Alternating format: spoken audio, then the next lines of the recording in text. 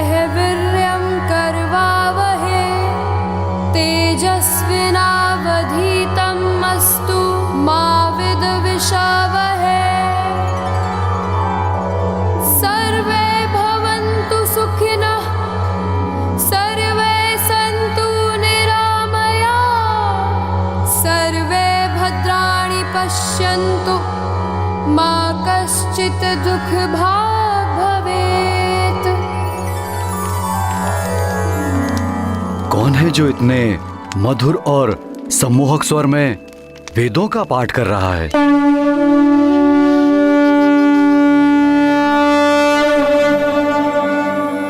प्रणाम ब्राह्मण श्रेष्ठ। आप जैसे दिव्य ज्ञान संपन्न अद्भुत अलौकिक व्यक्तित्व के मेरे इस अश्वमेध यज्ञ के आयोजन में पधारने से मैं राजा बलि कृतार्थ हुआ। मुझे विश्वास है आपकी कृपा से मेरा ये यज्ञ अवश्य सफल होगा, परंतु सर्वप्रथम इतना बताने की कृपा अवश्य करें कि आप कौन हैं। ब्राह्मण श्रेष्ठ, अपना परिचय देने की कृपा करें। अपना नाम बताएं विप्रवर। राजन, संसार के समस्त नाम मेरे ही तो हैं। कौन सा नाम बताऊं आपको? वैसे भी व्यक्ति की पहचान उसके कर्मों से होती है, नाम से नहीं।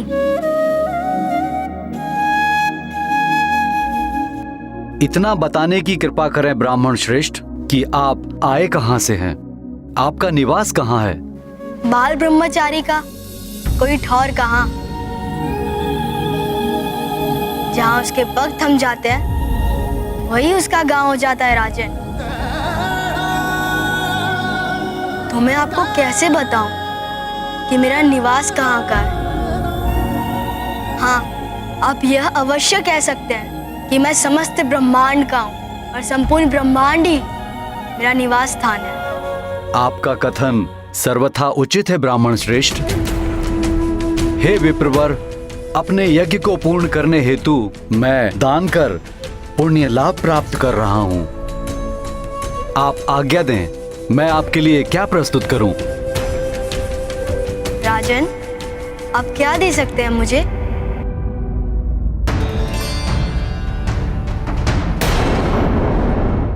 राजन, आप क्या दे सकते हैं मुझे?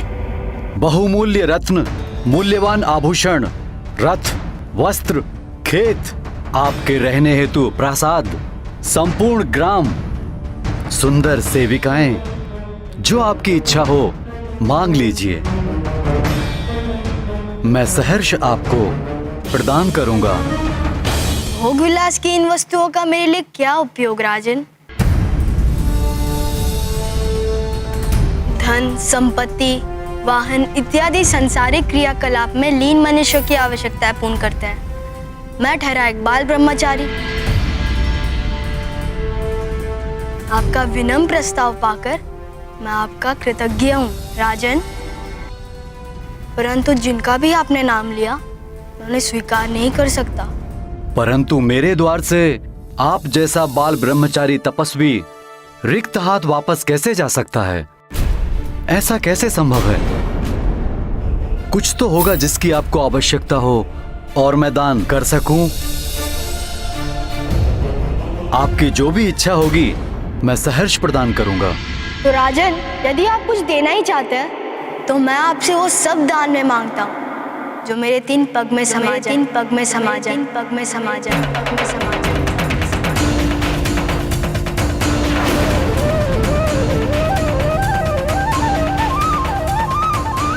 कहिए, वो मुझे देंगे आप?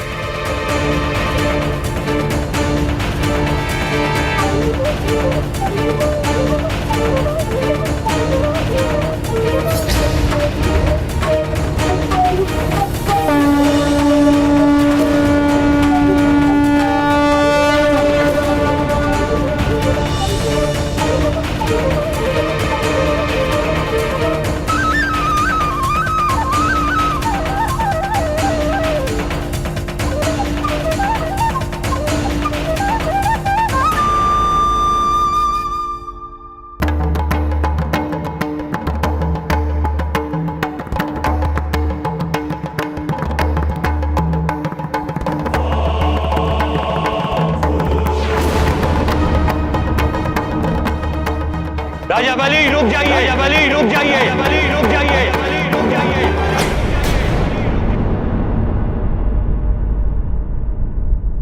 अभी भी समय है, रुक जाइए, अन्यथा अनर्थ हो जाएगा।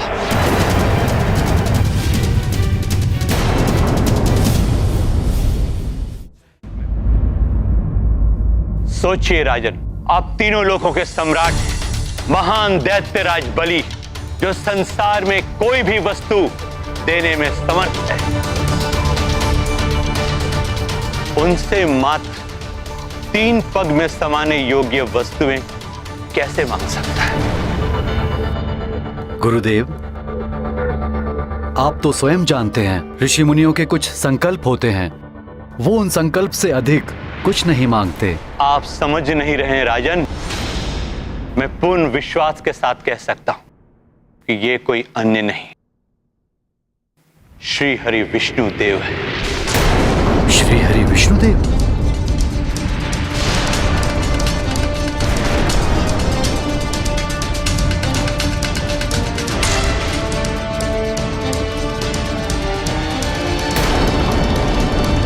ये आप क्या कह रहे हैं?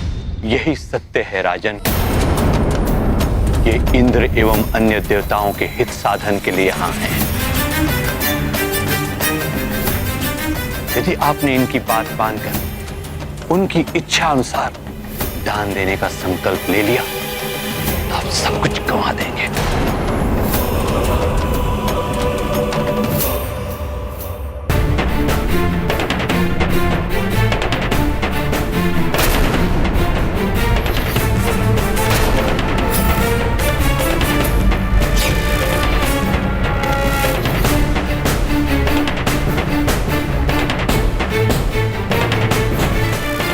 जो अपने गुरु पे विश्वास करता है उसका कभी अहित नहीं होता। विश्वास कीजिए मुझ पर, मत दीजिए दान।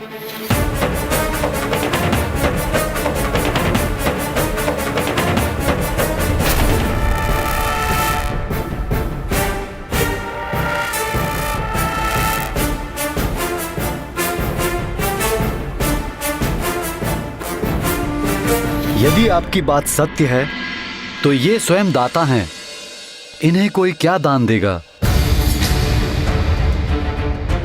सोचिए गुरुदेव, संपूर्ण संसार जिनके समक्ष हाथ फैलाए खड़ा रहता है, वे आज मेरे समक्ष हाथ फैलाए खड़े हैं। स्वयं प्रभु का हाथ नीचे और मेरा हाथ ऊपर।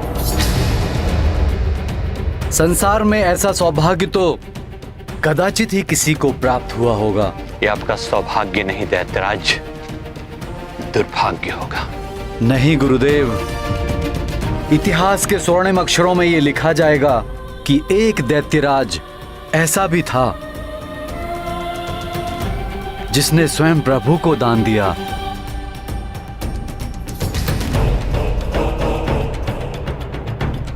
और फिर दान देने का सुख उपभोग करने के सुख से सहस्त्र गुना अधिक होता है गुरुदेव, और पुण्यदायी भी।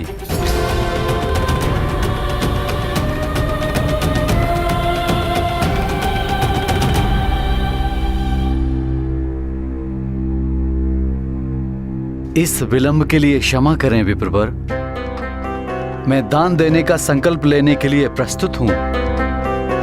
आप पुनः सोच लीजिए, क्या आप उतना ही चाहते हैं जो आपके 3 पग में समा जाए?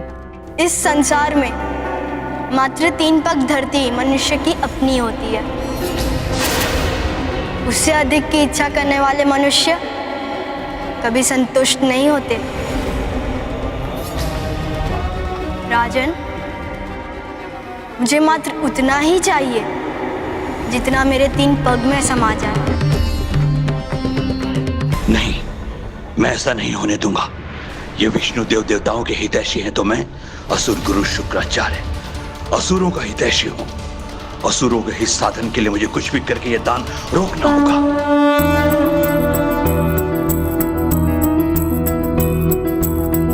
देव प्रतिष्ठा असुर हरे, तब हरि वामन रूप धरे।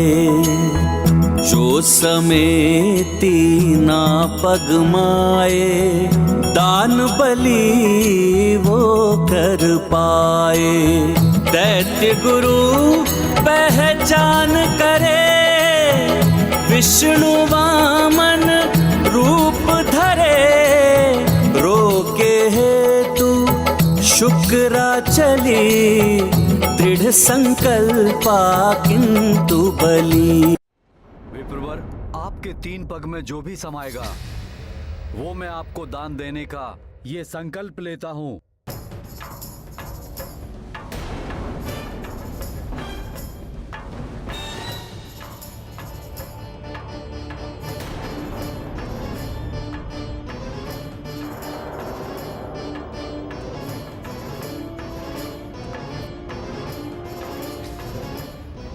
क्षमा करें विप्रवर, कमंडल से जल बाहर नहीं आ रहा है। मैं अभी ठीक करता हूं।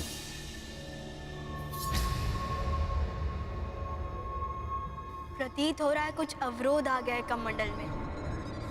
लाइए, अभी ठीक हो जाएगा।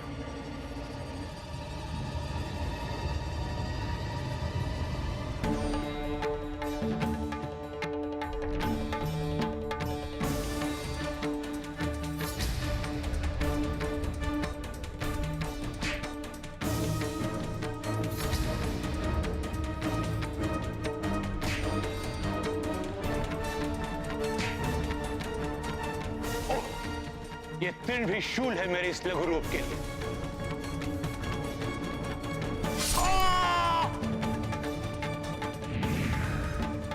लीजिए, अवरोध हट गया महाराज बलि।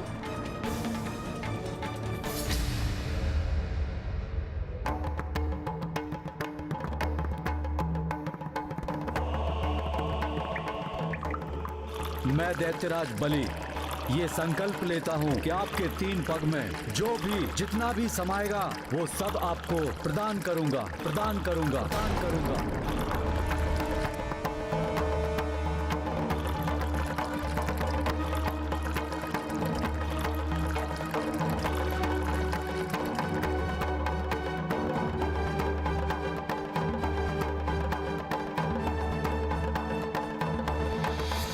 दैत्यराज बलि,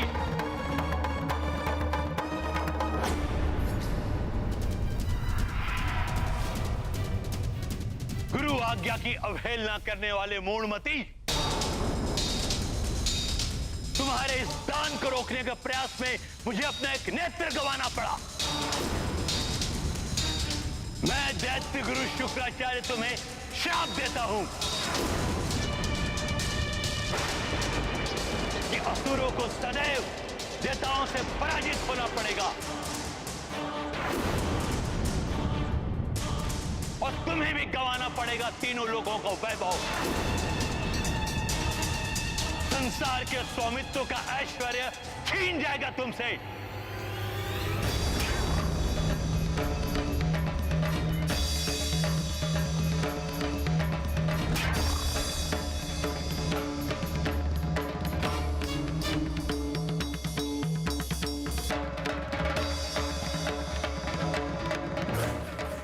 मैंने जो भी किया उसके लिए मुझे कोई भी श्राप स्वीकार है गुरुदेव।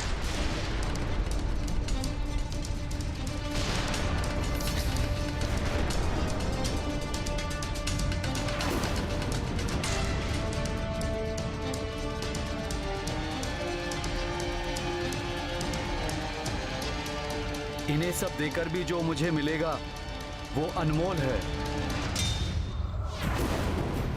अब मुझे कुछ भी गंवाना पड़े मुझे कोई दुख नहीं।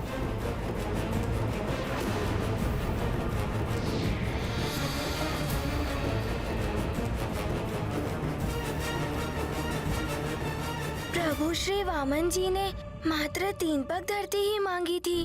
ऐसा क्या हो गया कि गुरुदेव शुक्राचार्य ने महाराज बलि को इतना भीषण शाप दे दिया?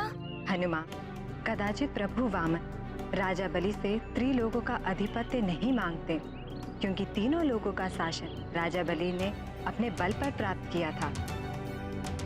किंतु ईश्वर की लीला हुई और दैत्य गुरु बाध्य हो गए राजा बलि को श्राप देने के लिए। विचित्र है प्रभु की लीला। प्रभु वामन जी ने मात्र 3 पग धरती मांगी थी, फिर कैसे उन्होंने उनसे तीनों लोगों का प्रभुत्व मांग लिया? ये लीला कैसी हुई ये सुनो। राजा बलि ने श्राप तो स्वीकार कर ही लिया था। निराश होकर शुक्राचार्य क्रोधावश वहां से चले गए। तब प्रभु श्री वामन के समक्ष राजा बलि ने बड़ी विनम्रता के साथ हाथ जोड़कर विनती की। दान प्रक्रिया में इस व्यवधान के कारण जो भी विलंब हुआ उसके लिए मैं क्षमा प्रार्थी हूं विप्रवर। 3 पग के माप में आप जो भी प्राप्त करना चाहते हैं उसे मैं सहर्ष प्रदान करने के लिए प्रस्तुत हूं। कृपया अपना दान प्राप्त कर मेरा संकल्प पूर्ण करें।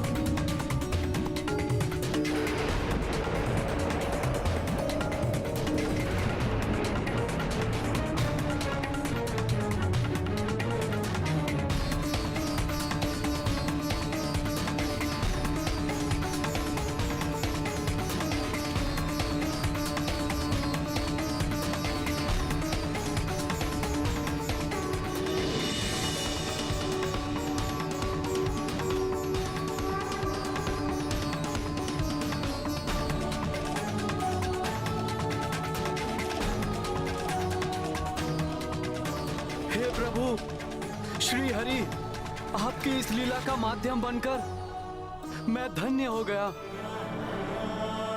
मेरा सब कुछ अर्पण है आपके इन पावन चरणों में।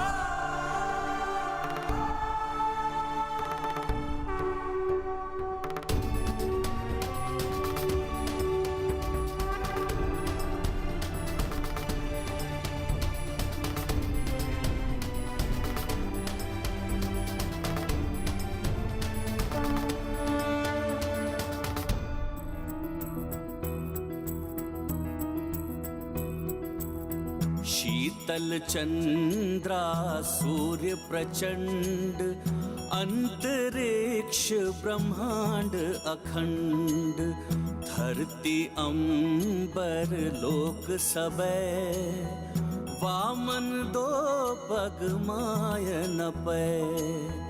दृश्य हरि ये दर्शाए, दैत्यराज बलि हर्षाए। हरि की लीला हरि जाने, तीजा पग हरि के पैधरे।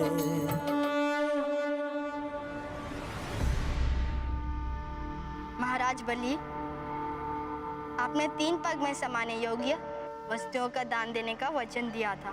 प्रथम पग में तो धरती का माप हो गया, द्वितीय पग में स्वर्ग एवं समस्त लोक सहित संपूर्ण ब्रह्मांड का माप हो चुका है।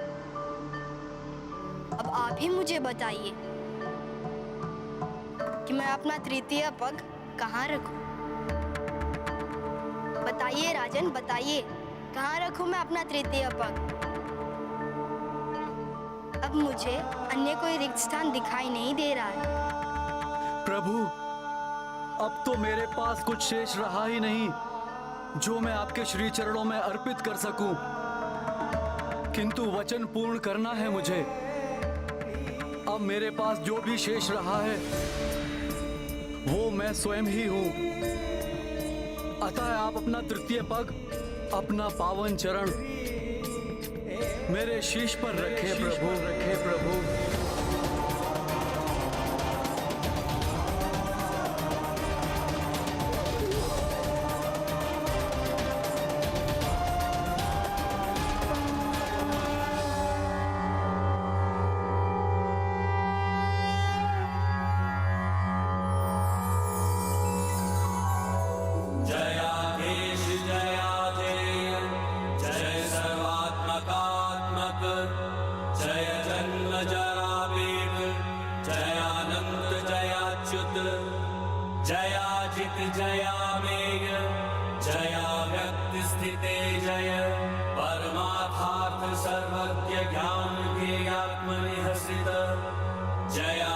शेष जगत साक्षी जगत कर्तर जगत गुरो जगतोऽस्यन्त कृतदेव स्थिति बालगिन्दु जय जय शेष जयाशेष जयाखिल हृदय स्थित जयादिमध्यांत जय सर्वज्ञान निधे जय मुमुक्षुभिर्निर्देश्य स्वयं दृश्य जयेश्वर योगिनां मुक्तिफलद दमादिगुणभूषण जयाति सूक्ष्म दुर्गेय जय स्थूल जगन्मय जय स्थूलादि सूक्ष्म त्वं जयातीन्द्रिय सेन्द्रिय जय स्वमाया योगस्थ शेष भोग शयाक्षर जय एकदंष्ट्रा प्रांताग्र समुद्रत वसुंधर नृकेसरिन्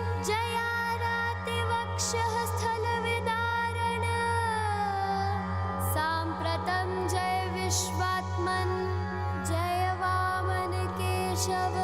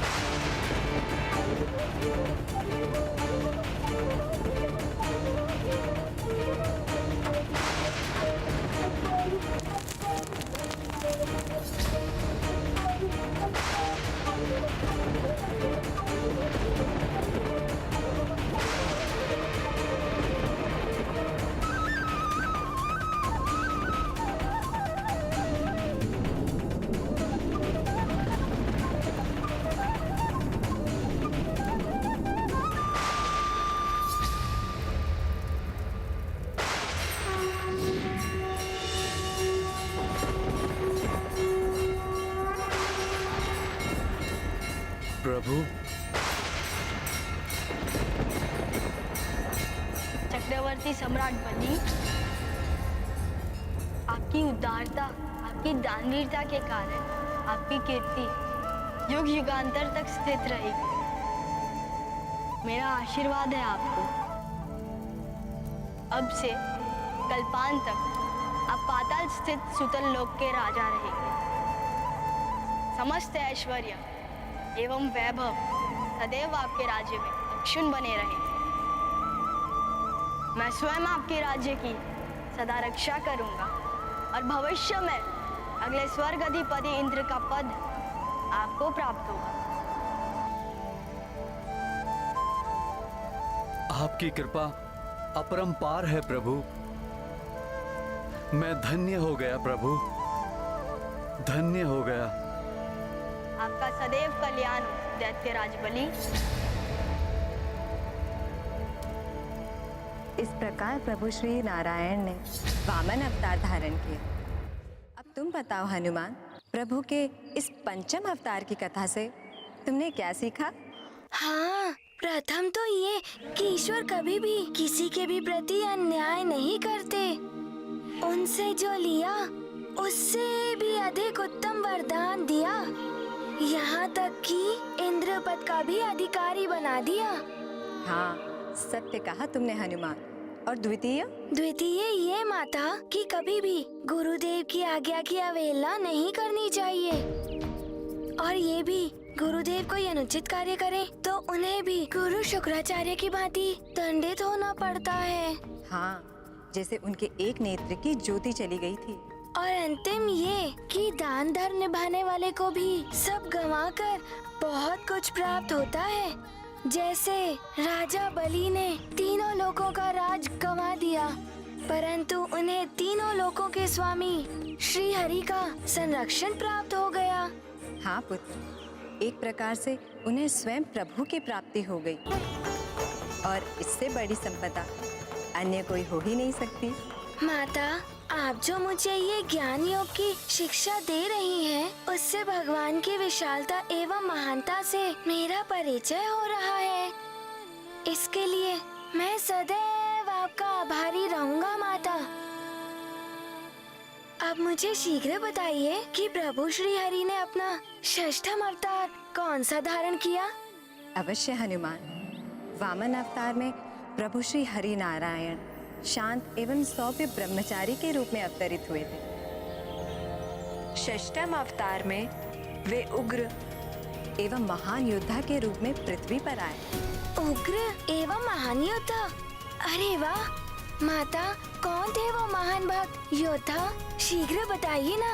उनका जन्म भी त्रेता युग के मध्य में हुआ था, जब हैं वंशी सहस्त्र भुजाधारी महाराज कार्तवीर्य का शासन था, जिन्हें अतुलित शक्तियां प्राप्त हुई थी। अपार शक्तियों के स्वामी होने के कारण उन्हें अपने बल पर अभिमान हो गया था और वो अपनी ही प्रजा पर अत्याचार करने लगे थे।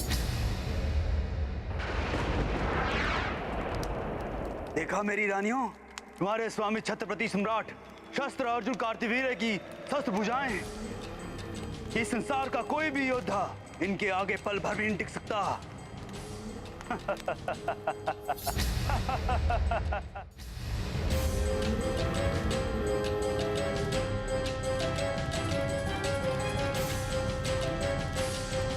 प्रणाम महाराज।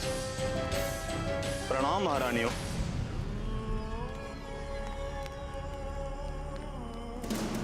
आपकी सेवा में भोजन सामग्री प्रस्तुत है महाराज। सेवकों, ये उचित समय नहीं है यहाँ आने का।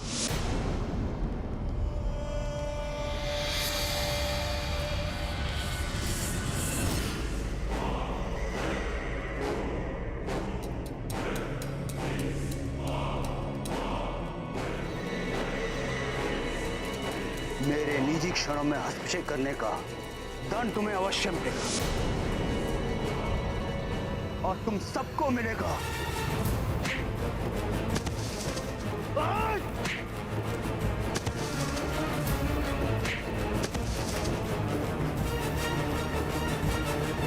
माता, राजा कार्तवीर्य का अपने सेवकों के प्रति ऐसा क्रूर व्यवहार तो अनुचित है ना? पुत्र हनुमान, उन दिनों जितने भी राजा थे वे सब शक्ति और सत्ता के अभिमान में चूर होकर अपनी ही प्रजा एवं सेवकों पर अत्याचार कर रहे थे और उन्हीं के अत्याचारों को रोकने के लिए प्रभु श्री हरि ने ऋषि जमदग्नि एवं उनकी पत्नी रेणुका के 5वें पुत्र के रूप में जन्म लिया। एक ऋषि पुत्र होकर वे एक महान योद्धा कैसे बने माता? और उनको युद्ध कला में किसने निपुण किया? स्वयं प्रभु महादेव ने। उन्हें युद्ध कौशल ही नहीं सिखाया महादेव ने, अपितु अनेक अस्त्र शस्त्र भी प्रदान किए, जिनसे सज्जित होकर वो ऋषि पुत्र महाशक्तिशाली एवं अजय योद्धा बने।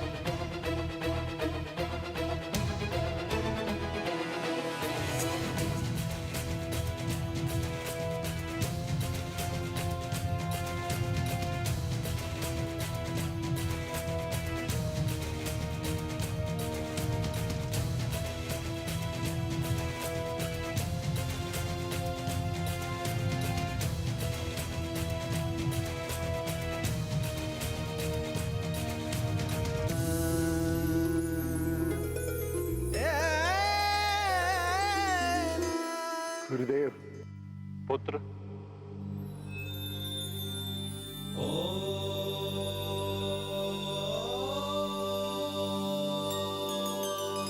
तुमने युद्ध कौशल में अपनी दक्षता का प्रमाण दे दिया है।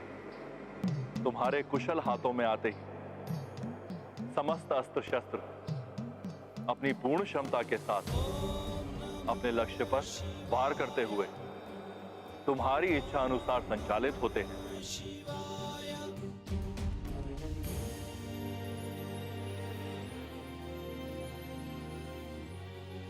गुरुदेव, ये मेरी दक्षता नहीं, आपके प्रशिक्षण और आशीर्वाद का फल है। तुम्हारी नम्रता प्रशंसनीय है पुत्र।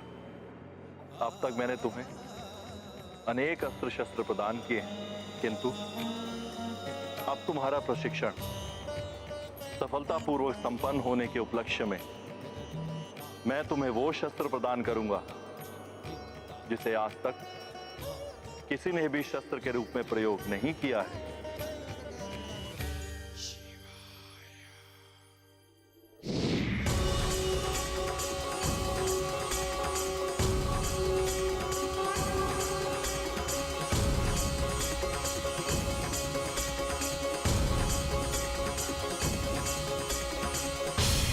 ये परशु तुम्हारी पहचान बनेगा। ऋषि जमदग्नि पुत्र राम, आज से तुम परशुराम के नाम से जाने जाओगे।